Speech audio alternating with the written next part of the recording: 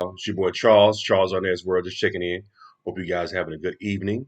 We are getting ready to delve into another book audio reaction. Let's go ahead and play it, and I'm gonna come back with my reaction.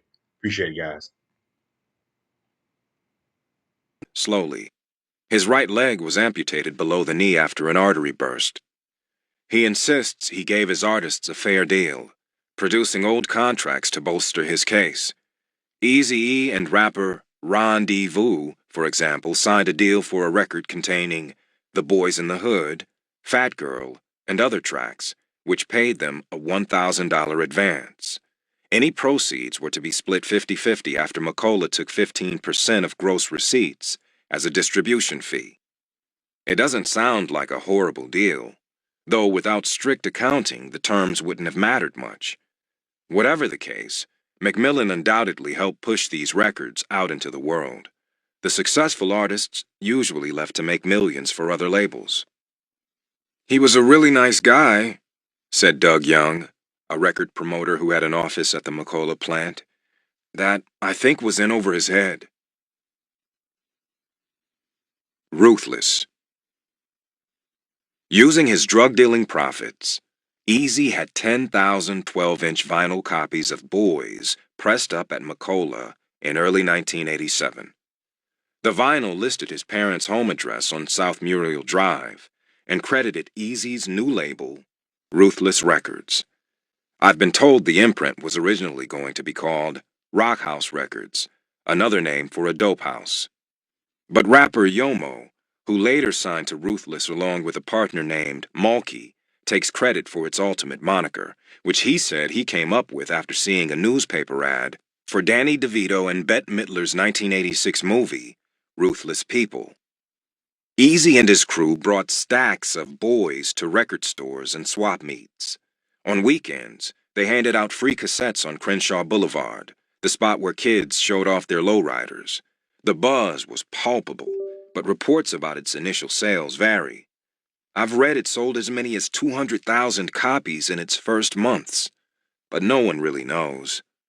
One important champion was a local white woman, a hip-hop enthusiast in her early 30s named Violet Brown. She was the director of urban music at Warehouse Records, a chain with some 1,600 stores at the height of its popularity.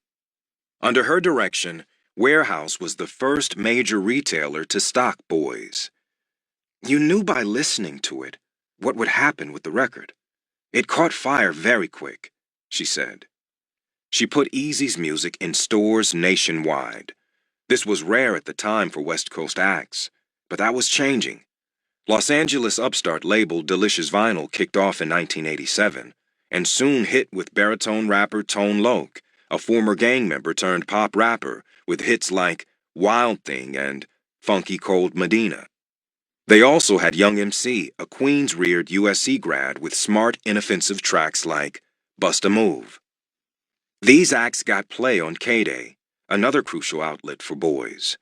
KDAY was the little station that could, broadcasting a muddy AM signal from 6 towers on a hill between Echo Park and Silver Lake.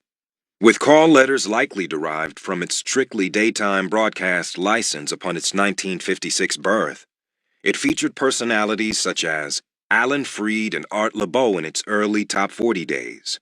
Since its signal shot straight into South Central, it began playing black artists and even featured Rapper's Delight when it came out in 1979.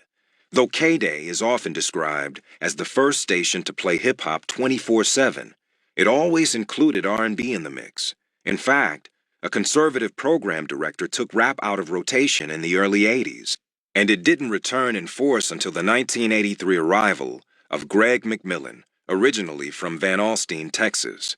Greg called himself Greg Mack and wore cowboy boots.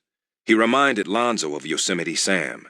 Upon arriving in LA, he moved to South Central. "All you had to do was listen to the cars driving by, and you could hear what people were into," Mack said. Attempting to jumpstart ratings, Mack put rap on heavy rotation, and it worked. Kids adjusted their antennas to pick up the signal, and Mack took his promotional efforts to the streets. He even began rubbing elbows with gangbangers. I created such a good rapport with these gang guys. They would call me at the station and tell me when someone got dusted, Max said. He broadcast live from roller rinks, high schools, and clubs. Attempting to compete with Uncle Jam's army, he enlisted tastemaker DJs like Tony G, Julio G, and M-Walk, called Mixmasters, to perform at events, while Mac's own evening show, High Five, counted down the week's top 5 records. Between songs, high school kids called in to show off their rhyme skills and shout out their high schools. Crenshaw High, Lock High, Manual Arts. DJ Crazy Tunes, Ice Cube's DJ today, remembers listening to the countdowns. The next day, he and his brother Dub C would travel to one of the schools, hop the fence, and commence lyrical and pop-locking battles over the lunch hour. KDAY also sent young rappers like Eazy-E, Ice Cube, Ice-T, MC Hammer, and Candyman out on promotional tours around the city. Community centers, shopping centers, schools.